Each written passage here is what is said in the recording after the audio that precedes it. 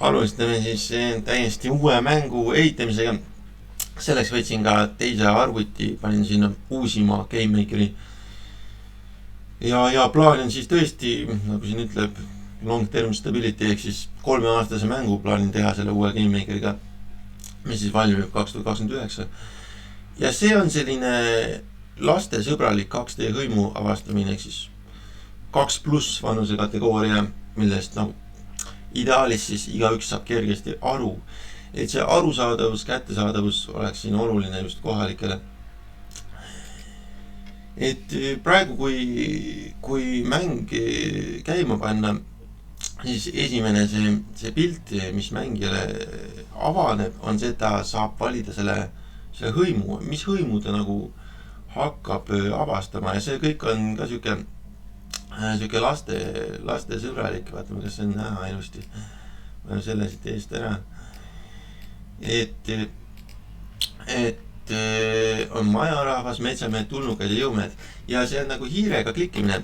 Et mina olen avastanud, et minu lapsed näiteks kohati isegi läpakate seda touchpad'i kasutavad kiiremini kui klahve. Et peaks olema igati kättesaadav selline hiirega klikkimine. Ja praegu meil neid kohti veel ei ole, et kuidas iga see hõim algab nagu ise moodi siis. Et majarahvas on välja mõeldud, et on sellised kolmnurksete mütsidega või mingi kolmnurga element, et vaatasin sealt disainiõpetaja soovitas sealt kuskilt alustada, et mingi geomeetria tuua sisse. Ja et stseenid oleks nagu geomeetriliselt kuidagi ilusad ja asjad. Ja tulnukad sõidavad siis tähelaevaga kuskil, hakkavad sõidma, algab niimoodi, metsamehed algab metsast ja jõumehed siis, neil on võime nagu siis liigutada neid objekte ümber. Ja jõumehed siis kehastab nagu sellist ka seda juhti või näiteks ettevõtte juhti või seda, kellel on nagu võim siis asju muuta, et see juhi element on ka nagu oluline, et ka see on olemas, on ja siis humoorikas. Et ja, GameMakeris meil mitte midagi põhimõtteliselt valmis ei ole, et on see tiitel slaid või see algvaade on siis, on lihtsalt, on selline see tehtud ja nüüd tulekski teha enne siis 3 aasta jooksul hakata neid ruume disainima juurde neile. Et näiteks, et teeme näiteks siis, et ruum majarahva algus on ja, et kuidas see algab. Majarahva algus ja et kui see kasutaja vajutab sinna majarahva nupu peale, et siis kuidas see nagu algab, et seal on need kolmnurksete mütsidega need inimesed kuskil toas istumas ja kes on siis intelligentsed ja kelle peale klikkides nad hakkavad liikuma, et see on nagu selline huvitav suur mäng siis tegemisel. Et ja need valmis ei ole, et ta kõik on jah 2D's, et proovin siis näidata, mis ma mõtlesin selle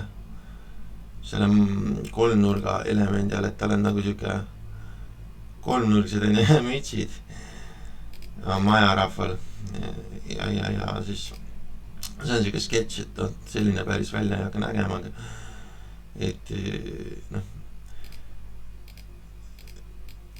mingid sellised tüübid on ja hakkavad seal liikuma.